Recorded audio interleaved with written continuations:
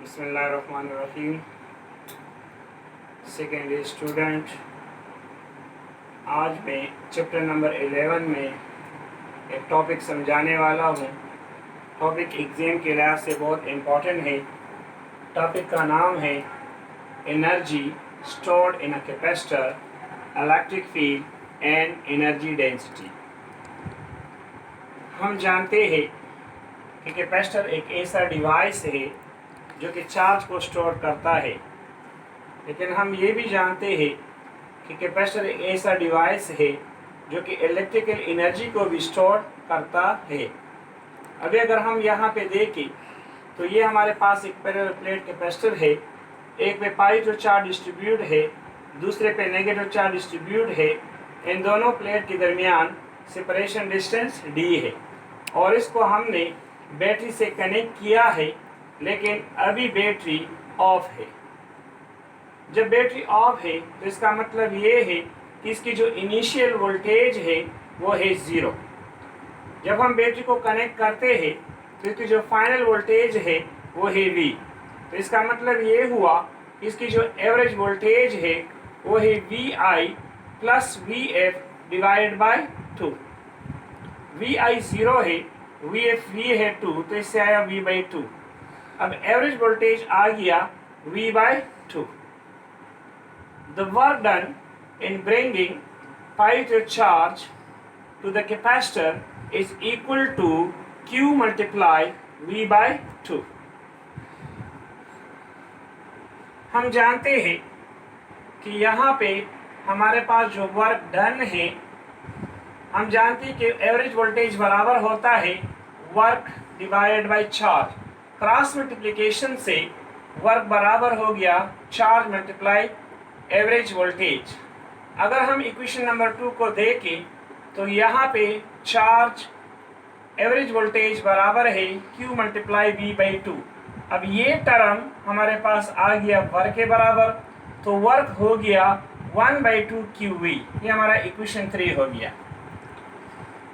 अब ये वर्क जो है, this work done in changing the capacitor stored is a energy in it. The energy of charge capacitor is a, क्योंकि यहाँ पे ये वर्क जो है, यहाँ पे एनर्जी स्टोर्ड होती है और स्टोर्ड एनर्जी को हम कहते हैं पोटेंशियल एनर्जी। तो पोटेंशियल एनर्जी बराबर है हाफ QV। ये हमारा इक्वेशन नंबर 4 आ गया। अब हम कैपेसिटर से जानते हैं कि Q is equal to CV। अगर हम इस वैल्यू को इक्वेशन 4 में पुट करें तो हमारे पास आ जाएगा U is equal to half CVV। U is equal to half CV square. ये हमारे पास आ गया equation number 5।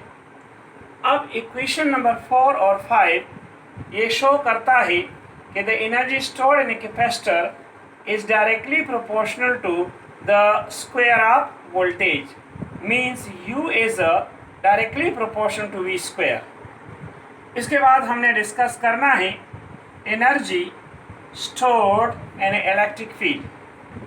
We know that energy stored in a charge parallel plate capacitor is, अभी हमने मालूम किया कि U is equal to half CV square. ये हमारे पास इक्वेशन नंबर 6 है।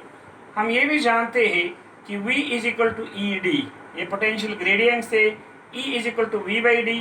अगर हम क्रॉस मल्टीप्लिकेशन करें तो V is equal to ED, ये हमारे पास इक्वेशन नंबर 7 आ गया। चूँकि ये कैपेसिटर पैरेलल प्लेट कैपेसिटर है तो इसका जो कैपेसिटेंस है वो बराबर होता है A epsilon naught epsilon R divide by D।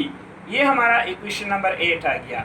अब अगर हम इक्वेशन नंबर 8, 6 को, अब अगर हम इक्वेशन नंबर 8, 7 को 6 में पुट करें तो हमारे पास आ जाएगा U is equal to half A epsilon naught epsilon R divide by D multiply ED square. ये अपनी जगह पे स्क्वायर इसके लिए भी है E स्क्वायर D स्क्वायर। इसके बाद हम जानते हैं कि पोटेंशियल एनर्जी बराबर होती है half epsilon naught epsilon R E square AD। अब इस इक्वेशन में हमारे पास जो AD है वो है area multiply distance. Area multiply distance का मतलब होता है वॉल्यूम।